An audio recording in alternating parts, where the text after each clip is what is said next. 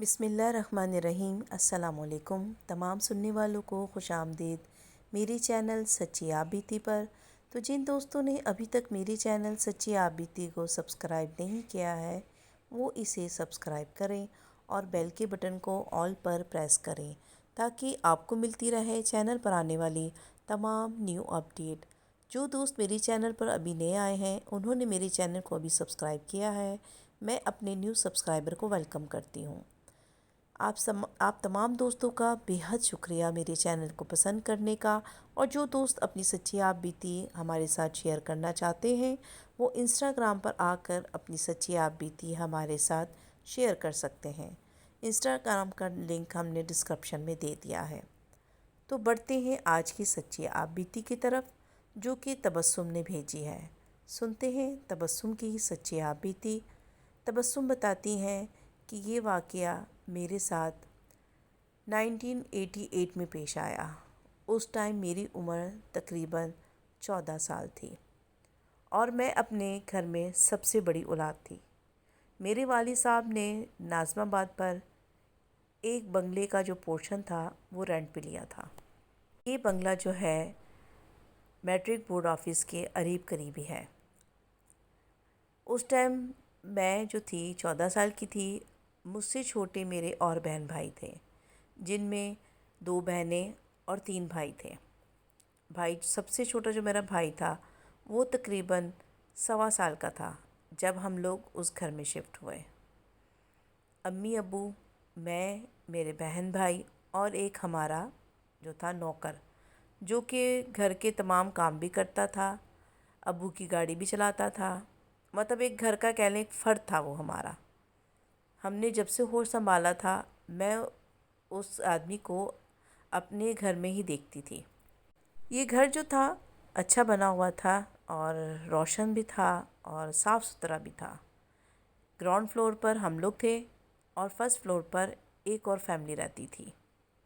जब हम लोग यहाँ पर शिफ्ट हुए तो हमने ये देखा कि ऊपर वाले फ्लोर पे जो लोग रहते थे मगरिब से पहले एक मौलवी साहब उनके घर आते थे और मगरिब की नमाज़ के बाद वो वहाँ पर तिलावत किया करते थे। हम लोग चूँकि बच्चे थे हम लोगों ने इस चीज़ को इतना नोट नहीं किया, मगर ये था कि हमें ये होता था कि ऊपर से आवाज़ आ रही है कुरान पाक पढ़ने की। चूँकि मैं जो थी घर में बड़ी थी और मेरी ज़िम्मेदारी ये होती थी कि छोटे बहन भाइयों का ख्याल रखना। मगर जब से हम इस घर में आए थे हमारे तमाम काम उल्टे हो रहे थे। यानी ये कि बहन भाइयों का बीमार होना, वालिद साहब का एक्सीडेंट हो गया था, उनकी टांग में चोट लग गई थी। अभी हमें इस घर में आए 1 हफ़्ता ही हुआ था और यहाँ आते साथ ही ऐसे कह लें कि मुसीबतें जो थीं एक के बाद आना शुरू हो गई थीं। और जब हम लोग बहन भाई खेल रहे होते थे तो हमें ऐसा महसूस होता था कि हमारे साथ और बहुत सारे बच्चे भी जो हैं वो खेल रहे हैं, मगर हमें नज़र नहीं आते थे, उनकी आवाज़ें हमें आती थीं। छोटे थे तो इन चीज़ों को हम लोग इतना नोट नहीं करते थे। मैं चूँकि बड़ी थी मुझे इस चीज़ का एहसास होता था, मगर मैं भी इस चीज़ को इग्नोर कर देती थी। टाइम जो था गुज़रता रहा मगर ये घर जो था कह लें कि हमारे लिए मुसीबत कदा था, घर नहीं था वो। आए दिन कोई ना कोई मसले मसाइल और अक्सर रात में ऐसा लगता था कि जैसे हमारे पोर्शन में बहुत सारे लोग जो थे आपस में बातें करते थे, बच्चों की खेलने की आवाज़ आती थी। मैं जो थी अपनी अम्मी से कभी इसके बारे में ज़िक्र करती थी तो अम्मी कहती थी कि ऊपर वाले पोर्शन में जो लोग रहते हैं हो सकता है उनकी आवाज़ें हों। खैर मुझे ये घर बहुत ही अजीब लगता था। मेरा दिल एक भी इस घर में अच्छा नहीं गुज़र रहा था। मुझे ऐसा लगता था कि मुझे इस घर से बहुत वहशत होती है।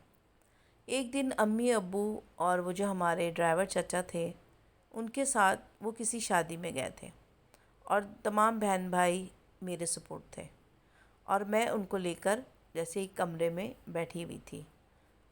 छोटे बहन भाई तो सो गए थे, सिर्फ मैं और मुझसे छोटी जो बहन थी वो जाग रही थी। छोटा भाई उठा तो मैं उसका फीडर बनाने के लिए किचन की तरफ गई اور اچانک ہی لائٹ چلی گئی، کیونکہ اس زمانے میں لائٹ بھی بہت زیادہ جاتی تھی۔ خیر میں وہاں سے اٹھی اور اپنے کچن میں اپنے اندازے سے کچن میں گئی ہوں، اور میں ماچس جلا کے میں نے چولہا جلایا کہ اس کی تھوڑی سی روشنی ہوگی تو مجھے کچن میں چیزیں نظر آ جائیں گی۔ میں نے بھائی کا فیڈر ڈھونڈا اور اس کا فیڈر بنانے لگی، تو مجھے کچن میں ایک بچہ نظر آیا۔ میں سمجھی کہ شاید بھائی چھوٹا ہے، وہ اٹھ کر آیا ہوگا۔ میں نے اس کو آواز دی، اور جتنی روشنی تھی اس میں مجھے وہ بچہ نظر آ رہا تھا۔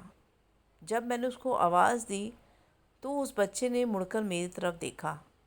وہ میری کسی بھی بہن بھائی کی شکل کا نہیں تھا، اس کی شکل بہت ہی الگ تھی، اور اس نے میری طرف ایک خبیث سی ہنسی ہنسی، مسکرا کر دیکھا، اور وہ دیوار کے آر پار ہو گیا۔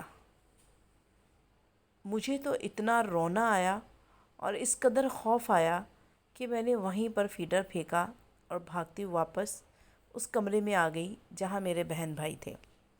ان کے پاس آ کر میں نے چھوٹے بھائی کو گود میں لیا اور میں روتی رہی جب تک امی ابو نہیں آ گئے۔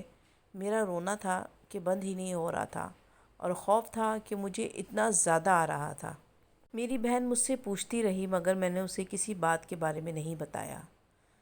جب رات میں امی ابو آئے تو میں نے فوراً ہی اپنی امی سے اس کا ذکر کیا۔ پھر میری امی نے ابو سے کہا کہ واقعی جب سے ہم اس گھر میں آئے ہیں ہمیں یہ گھر جو ہے بالکل بھی راس نہیں آیا۔ ابو نے کہا کہ میں بھی یہ بات نوٹ تو کر رہا ہوں کہ جب سے ہم اس گھر میں آئے کچھ ٹھیک نہیں ہو رہا، کاروبار جو ہے وہ نیچے ہی جاتا جا رہا ہے، نقصان پہ نقصان ہوتا جا رہا ہے۔ کوشش کرتا ہوں کہ کوئی اور گھر تلاش کروں۔ ابو کی کوشش سے ہم لوگوں نے وہ گھر چینج کر لیا۔ پھر کچھ عرصے کے بعد جب میں اور امی مارکیٹ میں کوئی شاپنگ کرنے گئے تو ہمیں اسی مکان میں جو اوپر کے پورشن میں آنٹی رہا کرتی تھیں ان سے ملاقات ہوئی، کیونکہ ہمارا وہاں تقریباً بہت بھی ہوا تو ہم نے مہینہ وہاں گزارا ہوگا۔ تو ہمیں وہ آنٹی ملی، سلام دعا ہوئی، تو امی نے ان سے کہا کہ کیسی ہیں؟ انہوں نے کہا کہ آپ کی وہ گھر چھوڑنے کی وجہ ہم لوگ جانتے ہیں۔ امی نے کہا کہ آپ کو کیسے پتہ؟ تو انہوں نے کہا کہ اس گھر میں 7 قتل ہوئے تھے، اور جب سے یہ گھر جو ہے اسی طرح کے واقعات سے بھرا ہوا ہے۔ کوئی بھی لوگ آتے ہیں تو یہاں زیادہ ٹک نہیں پاتے۔ ہماری مجبوری یہ ہے کہ ہم لوگوں کو کوئی گھر جو ہے مناسب مل نہیں رہا، اور ہم لوگ اسی لیے مغرب کے بعد اپنے گھر میں جو تھے قرآن پاک کی تلاوت کروایا کرتے تھے اور خود بھی پڑھا کرتے تھے۔ اس کی وجہ سے ہم لوگ ایسے نقصانات سے بچ گئے۔ تو امی نے کہا کہ آپ کو پتہ تھا کہ میرے چھوٹے بچے ہیں، آپ کو ہمیں انفارم کرنا چاہیے تھا۔ تو انہوں نے کہا کہ ہمیں جو ہے مالک مکان نے سختی سے منع کیا تھا کہ آپ لوگوں نے کسی بھی قسم کا کوئی ذکر ان کے ساتھ نہیں کرنا۔ تو انہوں نے بہت سوری کی اور انہوں نے کہا کہ بہت اچھا کیا کہ آپ لوگ جو ہیں وہاں سے نکل آئے، اور آپ لوگوں کے جانے کے کچھ عرصے کے بعد ہم لوگوں نے بھی بہت مشکلوں سے ایک گھر ڈھونڈا اور ہم لوگ بھی وہاں سے شفٹ ہو گئے۔ اور اب میں آپ کو بتاؤں کہ وہاں پر جو ہے ایک کمپیوٹر جو ہے وہ سینٹر بن چکا ہے، وہ جو بنگلہ تھا۔ اللہ جانے کہ وہ واقعات، وہ مخلوق یا وہ اثرات اس جگہ ابھی بھی ہیں یا نہیں۔ تو یہ تھی جی تبسم کی سچی آپ بیتی۔ امید کرتی ہوں آپ کو پسند آئی ہوگی۔ اس ویڈیو کو لائک اور شیئر ضرور کیجیے گا۔ اپنا بہت سارا خیال رکھیے گا۔ اللہ حافظ، فی امان اللہ۔